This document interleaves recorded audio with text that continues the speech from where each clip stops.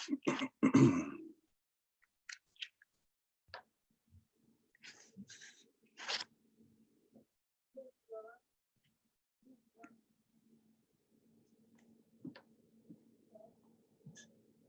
evening, everyone. Today we're gonna have another lecture series from the COVID lecture series, and it's by Timothy Walbridge. Dr. Timothy Walbridge is a geriatric specialist, and he will be talking about anatomy of a nursing home outbreak.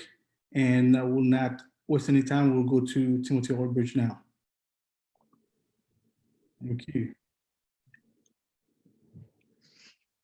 Mic check, I'm on.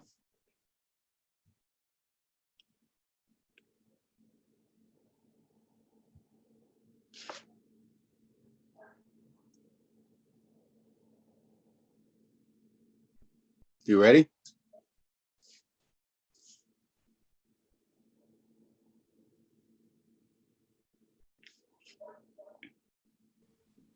Go. Yes, Tim. I think you have the floor, Tim. Okay. Yeah, my name is Tim Walbridge. I am a geriatrician. I worked for about a decade as a primary care house call physician. About 3-4 years ago, I changed over to nursing facility work. The title of this talk is Anatomy of a SNF Outbreak. It kind of reminds me when I was a fellow. I went to the University of Pennsylvania for my fellowship, and I happened to be on call on Super Bowl Sunday. And on that day, we had a flu outbreak in the VA nursing home. And I can't tell you how many calls I got that day. It ended up turning into a talk that I gave to the faculty. They seemed to enjoy it. So I'm kind of modeling this talk after that talk. You know, for me, it was a learning curve when I was a fellow. And this experience was kind of a learning curve for me with COVID. So you can go ahead, next slide.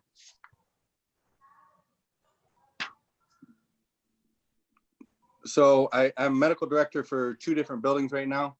I have a third one that I'm picking up here in the next couple of weeks. But one of them was in Indianapolis, and one of them's in Noblesville, which is a suburb of Indianapolis. The average census for the Indy one is about 90. The Noblesville one's a little bit bigger at about 140. The Indy one is predominantly Black. Noblesville one's predominantly white. The Indianapolis one is really rehab focused. There's a very high turnover, a lot of post-acute care, people getting home, versus the Noblesville one. They have a dedicated memory care dementia unit. That's a locked ward. We have 50 rooms in there, so most of the time it stays pretty full. There's also a large long-term care population that's not in the dementia unit. The Indy one has a lot of charity contracts. There's a Catholic hospital across the street. So we get a lot of folks that don't have insurance that the hospital will pay for their rehab stay. Versus the Noblesville one, they have a contract with the VA. So we get a lot of vets, which is really a nice thing, meeting a lot of World War II guys and whatnot. The Indy one is a 2-story building. They just finished some construction, probably about 6 to 12 months before all this hit us. It's a really nice, new, and sort of open design construction, which is probably the worst thing you can do for a COVID outbreak. The other one in Noblesville is a 1-level. It's maybe designed better, and I'll kind of get into that with the next slide. This is a study that I found. So I'm pretty into politics, and so in January I started hearing all this stuff about COVID, and I became really excited. By the time February rolled around, I was really trying to figure out a way to make our rooms negative pressure rooms, and I found this study from Minneapolis, and they really, it's a do-it-yourself how to convert a room into a negative pressure room. So I suggest you maybe look into this. I went to the executive directors from each building and then the director of nursing services from each building. And I tried to explain to them, we need negative pressure rooms. We don't have them. We need these all throughout February. And eventually I went to the building management, the maintenance guys, and they're nice guys. The one in Indianapolis basically said, no, we're not doing that. We're going to do what corporate tells us to do. Our building is what it is. In the Noblesville building, the maintenance guy kind of explained to me after I talked to him about negative pressure rooms that essentially all the rooms were kind of negative pressure. They have all their own intakes and outtakes individually for each room. And so as long as the doors remain closed, in effect, they acted as negative pressure rooms. So you can go ahead on the next slide. So some of the early things that we did, even before we had the outbreak, first we said no visitors. We did make exceptions for people that were dying. Obviously, we're a little bit better at figuring out when people are in their last week of life versus their last months of life. So we did make exceptions for patients that were dying. We also said no appointments for any residents. You couldn't go out and see your specialist unless it really was a matter of life or death. So unstable angina, we might make an exception to go see the cardiologist. We didn't allow our regular vendors to come in. The big three are psych, endocrine, and podiatry. But we cut off all their visits. Eventually, they converted to telehealth. We isolated all our residents in their rooms. Most of the rooms are doubles. So this created a lot of psychiatric considerations, anxiety, the isolation, the problems that people had. They ate in their rooms, they lived in their, they essentially weren't allowed out of their rooms. And this went on for months. It's still going on. We tried to section off, physical areas in the building. We limited staff to only be able to go into certain areas. For example, the kitchen, when they serve food, they come out and they actually bring the trays, they hand them to them. But that all changed where, the kitchen came out, they stopped at the imaginary line, and it basically all fell on the nurse, which is an LPN, and the CNA to deliver food and bring food back, the trays. We started temperature and symptom screening. We did do some employee testing. At the height of our outbreak, we had about 2 employees that were quitting every day, which was, kind of unimaginable, but somehow we survived. We decided that we weren't going to do any new admissions after we got our first positive. And we tried to create some admission criteria based on negative tests. Initially, it was, 1 negative test. Eventually, it became 2 negative tests 24 hours apart. But we are back at this point to, 1 negative test before we can admit people. You go ahead to the next slide. So the outbreak in the Indianapolis building, we had 44 total positives. Currently, our census is 53 after all this is said and done.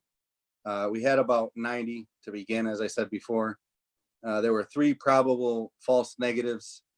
12 people died. 1 of them was on hospice. We tested the entire building, after the outbreak. I'll get into that in a little bit. So there were 19 people out of the 90 that we tested once.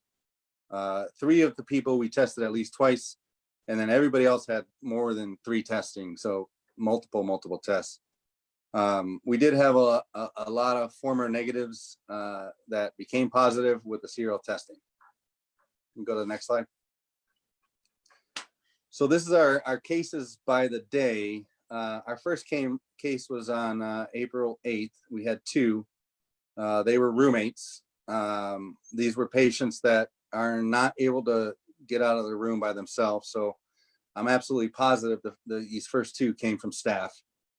In the beginning, we had a 72-hour delay in getting our test results. And that's why I think you see the jump from 4/8 to 4/11. I actually, convinced my executive director to take the test herself and drive down to the state lab and drop them off. Nobody really knew what to do with the test. And I said, hey, you just take it to the state lab and they'll test it. And that's what they did. So we had about 72-hour delay initially in early April because of that. Now we are, I think in about mid-May, we contracted with IU. And so We went back up to about 72 hours after we got down to about 24 hours for our test results with the state. And, IU has created some problems in terms of they have this in between that's indeterminate. So I don't really know exactly what that means. But in the beginning, you can see that we were testing only suspicious people that had symptoms. And, after we got to about 10 cases in that first row, it was decided by, people higher than me that we're going to test everybody. So when we tested everybody, you can see in the second row, it took about a week to test everybody. And you have to remember, these are people with dementia, people that don't really understand that you're shoving a swab into their nasopharynx and why you're doing it. So oftentimes it was very difficult. Several people maybe quote unquote holding them down so it could be done.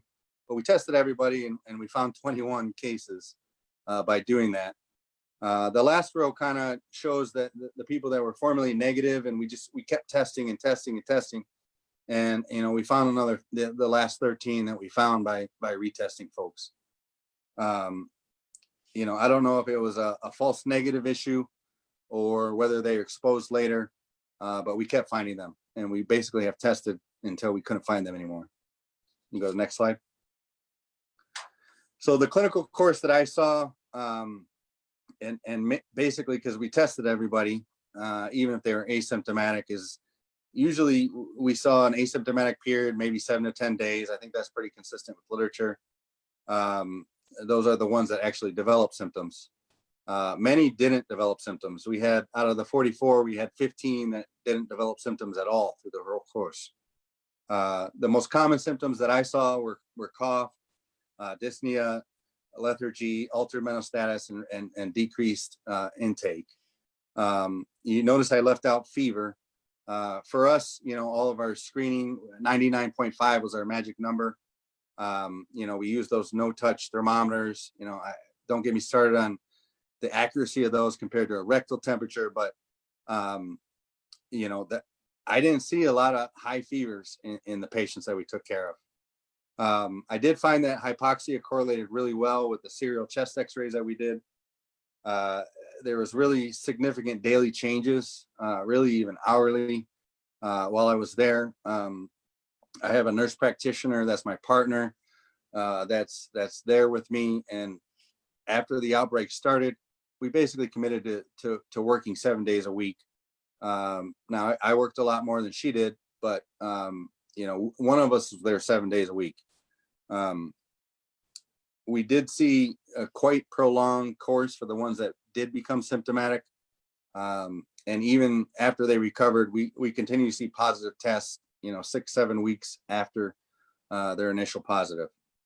I did see lymphocytopenia and inflammatory markers that are potentially prognostic. This is a talk that I did back in May. And so some of this has been confirmed more rigorously than this case study. You go to the next slide. So my approach, the first thing was advanced care planning. Now as a geriatrician, I'm a very big advocate for doing this regularly. Obviously, contracting COVID, an unknown virus and unknown prognosis. Anytime there's a change in condition, I think it's important to revisit this. Obviously, it pays $100 to do it, so I encourage folks to do it.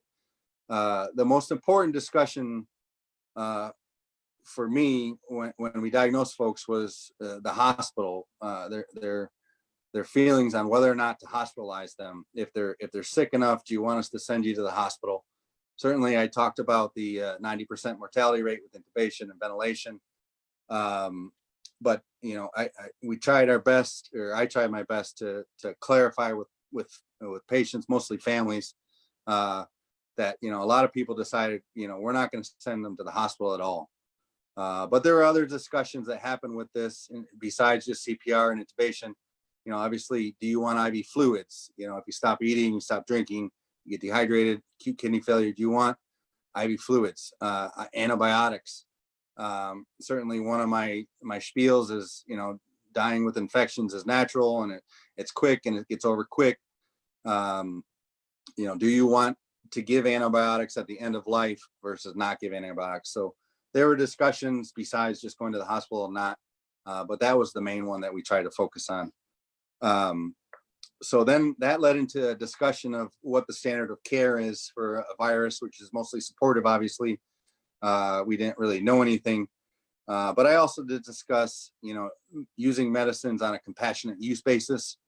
My father had ALS, and, certainly at the end of his life, he wanted to try some medicines, and he did. So I'm a strong proponent of right to try things. So, I did present certain medicines that we could try based on, what was happening in April 8th in the literature. Important thing to remember is the access to therapeutics were limited. We had pharmacy limitations in terms of what medications I could offer, because if I can't get it, I can't offer it. Certainly, we stopped giving everybody nebulizers completely, and CPAP and BiPAP were stopped pretty early as well because of the fears of transmission. Each patient, had an individual risk benefit discussion about each of these medicines that I'm going to go over now. There's basically, in the beginning, there were 4. The first 2, vitamin C and zinc, are kind of silly. Working in a nursing facility, I see it often where the wound team wants to start people on vitamin C and zinc all the time. And all the time I write in my note that there's no evidence for this, but okay, it's not going to hurt them. So the first 2 are kind of easy. It's not going to hurt them. I don't know if it helps, probably not, but I'm going to offer it. You go to the next slide. So then the Z-Pack was the next one. Obviously, we all know about the co-infection rates are high. I really, each of these next medicines I discussed, where we at in the state of the art with each patient, and said, hey, these are the studies that favor it. These are the studies that are against it. What do you want to decide? I tried to do my best to inform families, and if they wanted to get into the weeds, I went deep into the weeds.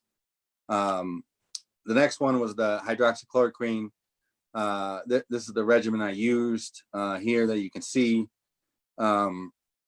Later in May, after the newer studies start coming out, I certainly was more strongly advocating against it, despite what I had seen in April in terms of safety and stuff.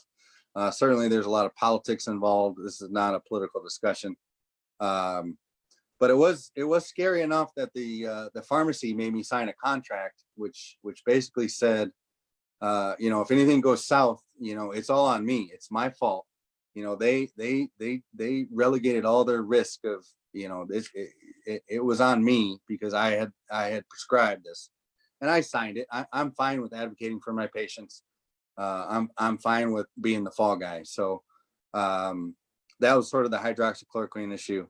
I started eventually recommending aspirin. I talked about 3 different levels. A lot of my patients were already on aspirin, obviously. I didn't really get to look at the data in terms of who was on aspirin and, how people did. But I talked about 3 levels, the 81 milligrams, 325 a day. But I also talked about, 325 twice a day. A lot of times I see ortho patients that are post-op that are older, and their surgeon puts them on twice a day aspirin as a DVT prophylaxis. So I talked about that, and the old adage, two aspirin a day keeps the doctor away. So nobody actually did that, but I talked about it. Later on in the course, probably May, I started talking about famotidine because of the Chinese study. And again, harmless. A lot of times I would switch people over from the proton pump, or they were taking it already, and I increased the dose to twice a day, high dose. I use Lovenox a lot. Normally I only use the DVT prophylaxis dose, excuse me, but one time I did change one of the patients over to full treatment. I mostly use this for people who were continue to do poorly despite all our interventions. But Lovenox is something I used a lot. In terms of oxygen, one of the things that maybe people don't understand is, both of our buildings, we only had really one of those, or maybe 2 of those big tanks where you can get over 5 liters a minute. Everything else was those cheap little, oxygen concentrators where maybe you can get 5 liters a minute and that's it. So when people needed oxygen, they sucked it down, and they sucked it down for a long time. So scrambling to make sure we had enough oxygen to get people, we don't have a wall that you just connect it to. But that was a challenge. We couldn't use the nebulizers, but I certainly gave out albuterol, MDIs or HFAs like candy, and I gave out guaifenesin like candy. One of the Lanhala reps, who's always hounding me, she gave me one of these tools that you can measure how well your inspiratory force is, and I guarantee none of them are doing it right. But I did it anyway, just because that's all I could do. So you can get next slide. So I tried to get daily chest X-rays, which was sort of a challenge. I also tried to get daily ECGs on people who were on hydroxychloroquine. I did not see any changes in QT. For both of them, it's the same company that services us. I would say probably for the people that actually we were able to do it on, we did probably about 3 or 4 a week. The labs that I was interested in getting initially, I tried to order these every day, which is kind of laughable. But the CBC, CMP, SED-rate, CRP, LDH, CK, PTINR, ferritin, troponin, D-dimer, and Procalc. We never ordered procalcitonins in a nursing facility. And we were messing up trying to order LDHs and CPKs. So a lot of the labs that I ordered just didn't happen because they couldn't order it right, and the lab couldn't do it right. Initially, the lab refused to draw blood. So after our outbreak for about a week or two, they wouldn't draw any blood from us. So because of their concerns.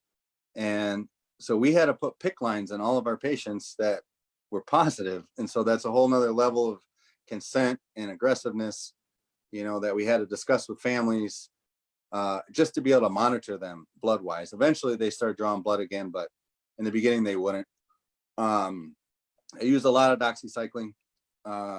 And I used a lot of IV fluids. It was a lot easier when they already had lines set up, which is kind of a luxury for us. The last part is, I really tried to limit my exposure. And we considered the nursing medicine schedule. So in a nursing home, when you say give a medicine, every morning, the nurses, which is LPN, has a time window between 7 a.m. and 10 a.m. or 11 a.m. where they just have to give the medicine in that time frame. So, you had medicines that sometimes were 3 times a day or 4 times a day. You try to condense them. You try to combine times. You try to make everything smaller so the nurses would be exposed less. And the same thing was for me. Normally, when I see a patient, I'm going to spend a half hour in there sitting with them and examining them, going over stuff. But throughout this process, I sort of in my mind had a 5-minute clock that, I'm going to get in there, I'm going to get out. I'm going to take 5 minutes at the most to be with the patient. Go ahead to the next slide. So in terms of comparing the ages for those that died and those that recovered, you can see that the ones that died a little older, the ranges are actually pretty similar. And then you can see there are 12 that died versus the 32 that recovered. Go to the next slide. So this kind of highlights the trouble I had getting labs on folks. But I don't know if these are significantly different in terms, I didn't run it through any t-tests or whatever. But you can see, in the CRP there, it seems to be a difference in the mean and the median. And same thing for CK, ferritin, D-dimer. Whether or not they're significant or not, I don't know. But the point, I think the big point here is that, the recovered ones, we were able to get 12 or 13 folks tested versus the one that passed, they were lucky to get 3 or 4 times their labs drawn. Go to the next slide. In terms of the money shot, the deceased, half of them took all 4 of the medicines. When I say 4, I'm talking about, vitamin C, zinc, Z-Pak, and the hydroxychloroquine. 3 out of the 12 refused any medicines. 2 of them were already taking vitamin C and zinc for other reasons, and 1 took nothing. In terms of the recovered, about half or so, same as the deceased, took all 4. They were about 22% took 3 of them, were a little scared of the hydroxychloroquine. The same amount took vitamin C and zinc. 6% took nothing, and there was 1 or 2 that refused any medicines. You go to the next one. So in terms of oxygen, the ones that passed, 7 of the 12 refused oxygen altogether. And that was sort of the one thing that amazed me is, as a physician, is the hypoxia tolerance. I would see people sitting in the 60%, 70%, sitting there talking to me, denying everything that I asked them. 3 of the ones that died in the hospital after their requirements for more than 6 liters. And 1 had 6 liters, but he died quickly because of acute renal failure. In terms of the recovered, a lot less of them required more than 6 liters. All 3 of those were hospitalized. 1 was intubated. She was actually intubated twice. I think she's still alive. 3 of them refused any oxygen at all. And again, I saw the hypoxia with those folks. 7, 22% required 4 liters, 12% 2 liters. And then there's this group of 15 that never required any oxygen at all. You go to the next slide. So again, this was kind of early before we really understood lymphocytopenia being a pretty good prognostic indicator. I don't know that necessarily I was able to show that, but certainly there's a lot less that recovered that showed the lymphocytopenia. You go to the next slide. In terms of chest X-rays, the nice things about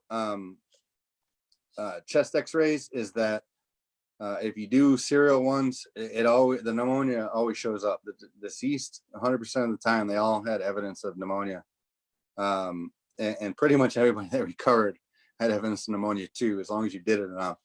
The most humorous thing that I saw is one of the radiologists read one of the chest X-rays saying, and I'm paraphrasing, but it's basically, there's more sensitive and specific ways to test for COVID than doing serial chest X-rays, which I thought was funny. But if you don't do the serial chest X-rays, you might not catch it. So next slide. So the miscellaneous kind of conclusions before I get to some more studies is, 5 of the 12 that did die were hospice or really palliative care only, don't hospitalize. They didn't really want a very aggressive care. Doxycycline was my most common antibiotic, but I also use ceftriaxone, Banco, nitrofurantoin. The Lovenox I used about equally on those that passed and those that recovered. There was 3 on each side. Again, it was DVT prophylaxis dose. People that stopped eating, it was that was really a bad prognostic sign. Even with IV fluids, it didn't seem to matter. Going back to Noblesville real quick, we did have 1 positive case there. The patient was asymptomatic, took all 4 medicines, and he did recover. My nurse practitioner partner, she works in a different SNF too that I'm not medical director of. It's a male psych unit. They're much younger. It's all males. Their census is about 75 or 77. They had 45 positives and 9 passed. And at that time, when I first did this, there were 33 that recovered. You go to the next slide. So getting into some of the journal review, I tried to find some studies that, kind of are case reports similar to what I presented. This first one is from the Morbidity Mortality Weekly Report in late May. It's from a VA in LA. It's a 150 bed facility. They had 99 residents, most of them male, 95%. And it gives you the age range there. It's about 60 to 100. On March 28th, they had 2 residents that tested positive, which of course sounds familiar, right? So over the next several weeks, they tested everybody. They say about weekly. But you know, at the end, when we were testing everybody every 3 days. So I'm not sure what about weekly means, but they said they were testing about every week. They ended up with about almost 20% positives. They tested staff. They tested staff a lot less than their residents, but I think it was twice. And they found 6% of the staff was positive. And they basically did serial testing until the whole building was negative. You go to the next slide. So out of the 19, 14 of them were initially asymptomatic. 8 of them eventually developed symptoms, and one of those 8 died. Of the staff, there were 8 positives total, and half of those were asymptomatic through the whole thing. So going back a little bit in time, you know, March 6th, just to kind of go over their process, they began like us symptom screening.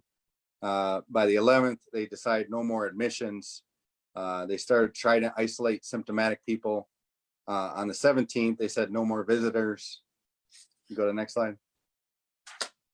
So one of the advantages of the VA is you can just hospitalize patients when they get COVID. Obviously, if I in a private SNF send somebody to the hospital and they're stable, they're coming right back. You know, the hospitals don't want that risk either. So, you know, their first ones, they just sent to the hospital. Going back to the 28th, when they had their first case positive, they started making changes in terms of infection control procedures. They only allowed certain staff in certain areas. It was a 3-unit home. Normally they're nurses just like us, and their kitchen staff, and everybody's all over the place. But they started having, you know, you're only assigned to 1 unit. That's the only place you can go. The limits of the study were, and I think this limits of any, you know, study of a SNF is cognitive deficits and determining, you know, who's really symptomatic and who's really asymptomatic, and how do you decide that? The next thing is, you know, a medical record review. This was just a retrospective review of the records. And the last thing is all males. You go to the next slide. So going to the next MMWR, this was a little bit later, a couple of weeks in July. And the main take-home point of this study is that, you know, if you repeat point prevalence surveys, you can decrease transmission by identifying those asymptomatic people. This was in Detroit, looking back over their experience. And, you know, Detroit obviously very early started seeing a very sharp increase in their diagnosis, you know, hospitalization and their deaths from COVID. So they worked on trying to rapidly expand their testing and infection prevention control in all their metro SNFs. Their first survey that they did in the study was only on symptomatic people, just like us. And then they talked about a second and third survey that they did with the whole population. So there are, you know, almost 2,300 residents in 26 SNFs. You go to the next slide. And they had 1,200 positives or so, and they called it an attack rate, but they had 44% attack rate. Of those that contracted the virus, almost 40% were hospitalized, or 446 people. 24% died, 287. Of the symptomatic one, 40% died, versus the people who were asymptomatic, only 5% died, which kind of seems intuitive. One of the issues was only 12 of the 26 SNFs did all 3 surveys. But it's interesting with those 12 is the second survey, they were at 35% versus, you know, dropping from the 44. And then the third survey they were at 18%. You go to the next slide. So the limits of this is they didn't test any staff, which makes absolutely 0 sense to me. I actually made a video, sort of a rah-rah video for our staff to encourage everybody to go get testing. Eli Lilly had free testing for any healthcare worker. So in Indy, you could just drive to Eli Lilly and get tested. Second limit was they had long periods in between their testing. It was anywhere between 14 and 30 days. They had different testing methods, so it's hard to compare one versus the other, what positives and, you know, false positive, false negatives. And then again, only 12 of the 26 did all 3 surveys. You did the next study? Next slide. But they did have some really good recommendations, which I think are important. Transmission-based precautions and excluding positive staff. I'm not sure why they said excluding positive staff because they didn't test them, but I think it's smart. They did strict cohorting of both residents and staff, and we did that too. And I think that's very important. The next one's active clinical monitoring. And so I think a lot of people don't understand what kind of clinical monitoring goes on in a routine patient for a SNF, but we're talking about checking vital signs every shift, checking oxygen saturations more frequently than that. That just doesn't happen for a regular SNF patient. And then, they talked about managing safe transitions, people going to dialysis, people going to the hospital, people coming from, specialists or wherever they're coming from, trying to manage those transitions. And then they recommended discharging precautions based on testing. And we did that too initially. Eventually, we just said, this testing's crazy. We're going to just say 14 days and you're done. So right now, we're still 14 days and you're done. They did bring up the CDC recommendation at that time that was testing every 3 to 7 days until you're done getting positives. You go to the next slide. So this is from Clinical Infectious Disease. I don't have a really good link, but it's June 16th. This was an Illinois SNF, and they decided to follow patients for 30 days, starting March 15th. They tested 126 people and they found 33 positives. 58% of the positives were symptomatic. Very little developed symptoms in this cohort. And 40% remained asymptomatic for 30 days, which is maybe a little more than us. And they calculated the 30-day probability of death at 29%. Go to the next slide. So then going back a little bit more, this is the one that kind of got me freaked out early. Not necessarily this study, but because it came out in April, but in February, we all heard about this Washington outbreak in the nursing homes. This is the King County, Washington. March 28th, they had an outbreak in one SNF. The next day, there was a healthcare provider, I'm assuming this is a nurse, that tested positive. And this person had worked the previous 3 days in a different SNF. And oftentimes you get temporary people that just shift around. So 5 days later, they had 7 positives in that second SNF. And then another, couple days, they tested, 76 people with symptom screening, and they ended up with 30 positives. Again, there's a bunch that were asymptomatic. There were 13 that were initially asymptomatic, but 10 did develop symptoms. You go to the next slide. So now we get to the JAGS, the Journal of American Geriatric Society. This is my journal, but this is a June study, and it talks about these heat maps. I don't know how well these are going to show up on this presentation, but it was interesting, and this is kind of what we did. It's a case report from a 150-bed unit in Pennsylvania, and the initial cluster started in their dementia unit. It was kind of early in the course, and they had a long delay, longer than us, at 72 hours for getting their test results, which is a huge problem. It's a single-story unit building, and there's 4 units. One of the things that impressed me as a geriatrician is they had 85% of these people were DNR before the outbreak started. That's just fabulous. So in March, they began their screening for symptoms. They started screening March 5th, their staff and their visitors. Go to the next slide. 10 days later, they said, we're not going to have any more visitors, no more group activities, and no communal dining. On the 11th and 13th, a little bit before that, they started doing these in-services, and that's what we do. And you have to remember, the nurses that take care of patients in a nursing home are LPNs for the most part.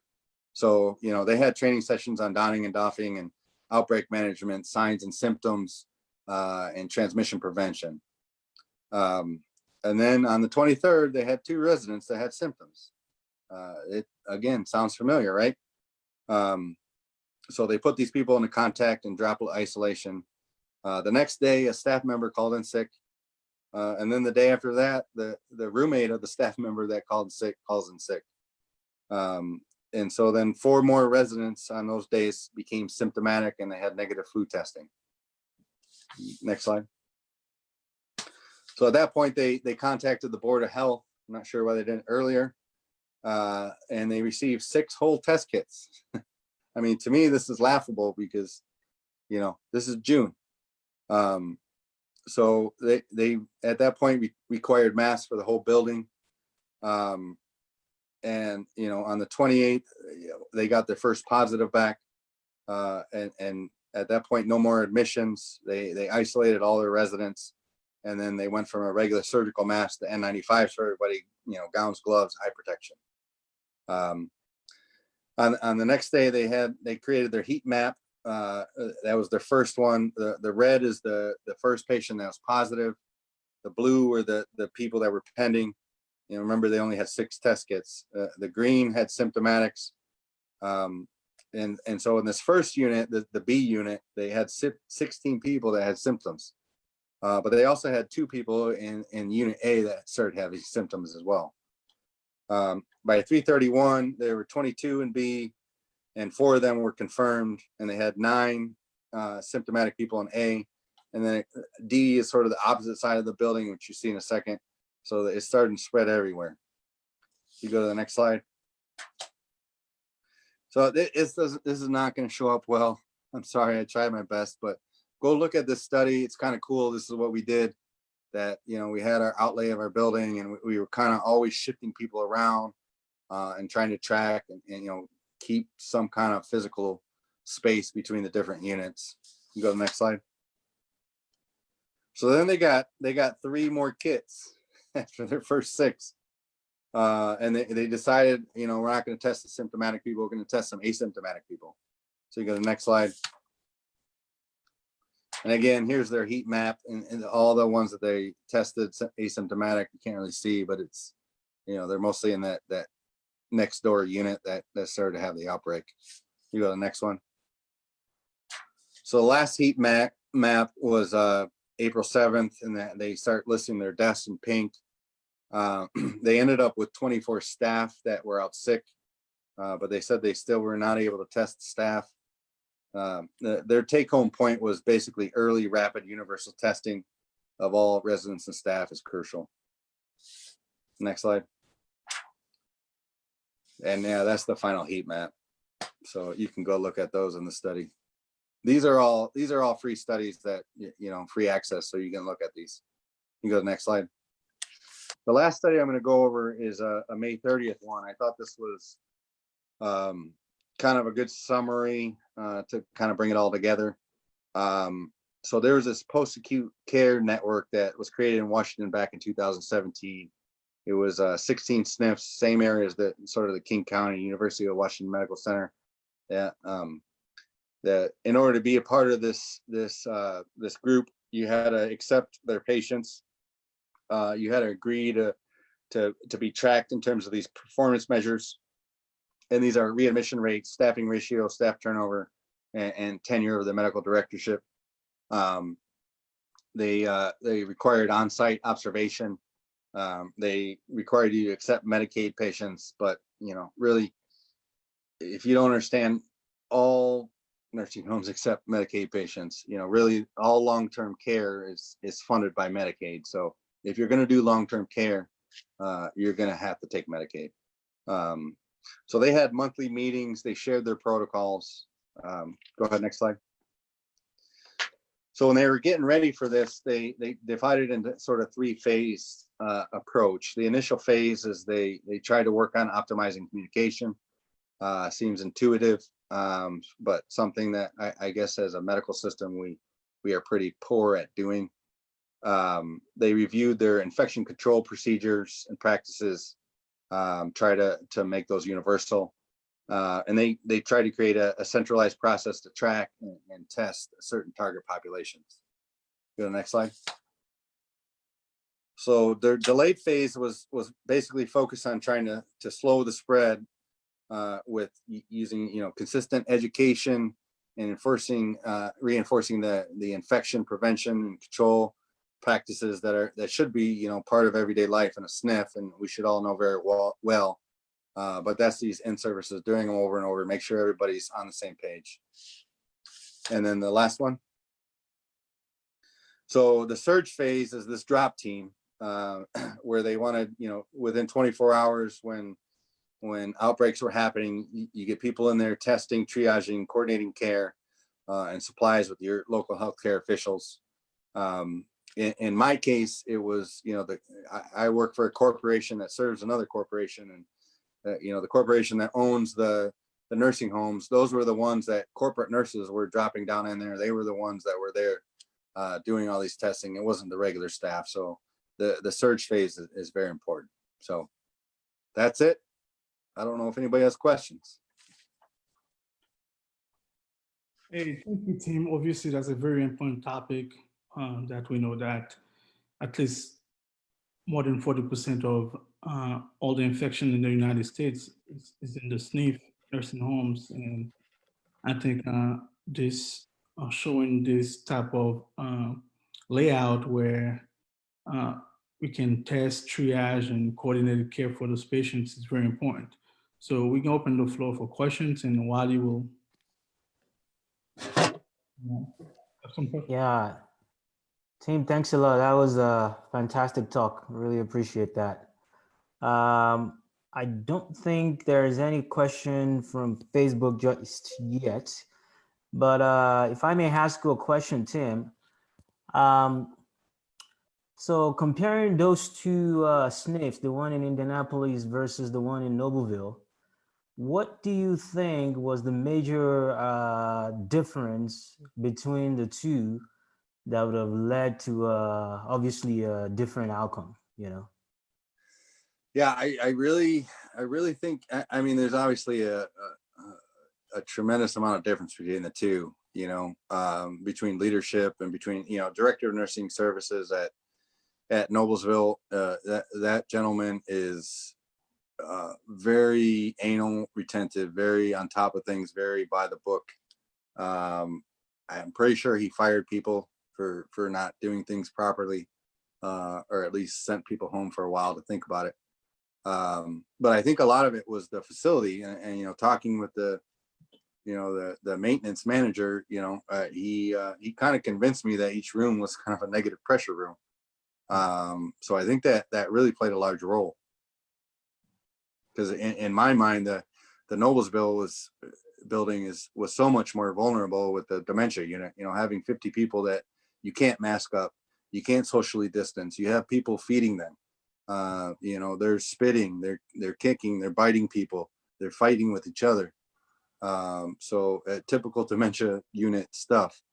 So yeah, I was very concerned about that, but I think it was a facility thing mostly. Interesting. And the Noblesville facility, that was mainly Medicaid patients, because they were all pretty much long-term, or? Yeah, I mean, pretty much, if you're in long-term care, you're on Medicaid. Yeah. There's like I said, there's a lot of VA people there. So normally when you're on hospice, you can't stay in a nursing facility. Yeah. But the vets could. And so, a lot of times people will live, maybe 2 years on hospice. Yeah. And so there's a lot of, I wouldn't say a lot, but maybe 0.25% of the long-term care are there on VA contracts that they're paying, that they're either on hospice or they just have nobody to take care of them at home. And Mark Guard. Team, there was like a big difference in demographics between the Noble and the other nursing homes. So you don't think that played a part of it? Oh yeah, for sure. Obviously we've heard about the susceptibility in Black folks. So I think the ages were somewhat similar, but definitely the racial demographics are completely different. In terms of chronic medical conditions, I don't know necessarily that there's a big difference between the two, except that I think that the high turnover rate in Indianapolis, it just introduces more opportunity for exposure versus stable, long-term care patients that, we could convince to stay in their rooms. And so, I think there, those factors definitely played a role. I'm thinking about your treatment slide, where we have patient on 4 medications and someone and 3 medications, someone no medications. And I saw something that kind of mirror what we have about hydroxychloroquine right now in the news, that it was almost 50 that the 50% of people that was on it died, the 50% of people that was on it live. So it seems like there was not a major, there was no difference at all. Yeah, no, so I agree. I don't think I saw any difference. And that's kind of, as time went on, I started, that was another reason why I kind of started leaning folks towards not taking it. One of the things that I can't prove, and I didn't really look at closely, but it seemed to me that the people that took hydroxychloroquine, their test became negative more quickly. So the ones that were testing positive 6 weeks out, they didn't take it. And pretty much all the ones that took it within a week or two, they were testing negative. It doesn't seem like a really important endpoint to test negative, but at that time, that's what got you out of isolation. That's what got you into a regular room where it wasn't so strict, where everybody was limiting their interactions with you. So you got into a more normal environment when you tested negative. So I think it caused people to test negative for whatever reason. I don't know what that means, but the ones that kept testing positive didn't take hydroxychloroquine. But at the end of the day, the mortality didn't change. Is the same. Yeah, no, it was about 50-50. Yeah. So Tim, my perception of SNFs and long-term care facilities, that maybe in many instances there's not a whole lot of opportunities to do certain things, but it seems that doesn't necessarily, or didn't necessarily apply to you. You were actually able to do a whole lot of things. I'm actually quite amazed by that. One of the things out there is that there's not a whole lot of availability of testing and PPEs. So from your experience in Indianapolis, do you think you guys are just pretty blessed, or is that the norm? Well, no, it was a nightmare. I mean, maybe I made it look nicer than it was, but April, it was every day something was changing. In the beginning, certainly we had not enough PPE. I wore my mask for weeks at a time. I had my procedure and stuff to try to protect them, the outer mask. But nowadays, I get a new KN95 every time I go in. Yeah. So now it's not a problem. Now, in the beginning, we were recycling gowns. The nurses would hang them up and they'd reuse them. But now, we have enough gowns to be able to go in and out every time. So the PPE was definitely an issue in the beginning. Certainly, I was pushing against the grain the whole time to be able to get anything done. But I mean, a lot of our patients didn't want to go to the hospital no matter what. And so we try to practice hospital medicine in a SNF the best we can. I often tell patients and families that, we can do everything a hospital can do. It's just, what a hospital can do in an hour, it might take us 2 to 3 days. I don't know. It might take us, 8 hours, but it might take us 2 or 3 days. And so that's the time is the basically the issue in a SNF. And Tim, maybe you can just speak to the socioeconomic aspect of this disease, in those two areas, Indianapolis versus Noblesville. Yeah, I mean, like I said, we're in Indianapolis. We had a lot of people that just don't have insurance. It's definitely poorer folks. I'm not trying to paint the the folks that are staying in Noblesville is rich, but there are some rich families that have patients there. I've been subpoenaed to court before in the Noblesville building, just because, you know, families are fighting over estates and things, you know, for their parents that have dementia now that nobody wants to take care of. So certainly there's a big difference in terms of, you know, wealth. Interesting. I think that would probably pretty much reflect what's going on in a whole lot of places in the country, I suppose. True. And maybe the economics of this as well on the SNFs. We should probably touch on that a little bit. You know, I'm a hospitalist. Mark is a hospitalist. A lot of our patients are afraid of going to SNF, right? A lot of people want to go home. And a lot of hospitals in our area now have, you know, the beefing up on telehealth, so we can follow up on patients in their own home rather than sending them to SNF. And I suspect that's probably going to affect the bottom line as far as SNFs are concerned, you know? Yeah, absolutely. You know, I've been talking, I talked to the admission person today at the Indianapolis place. And like I said, normally, you know, we'll get 7 to 14 admissions a week, sometimes 6 in a day. Right now we're at 1, 2, 3 a week. And I asked her, what's going on? Are they mad at us? And she said, you know, St. Vincent's, you know, the hospital across the street is you know, they're recommending folks go home rather than go to the SNF. And they're setting up home health. And I really think it's a shame.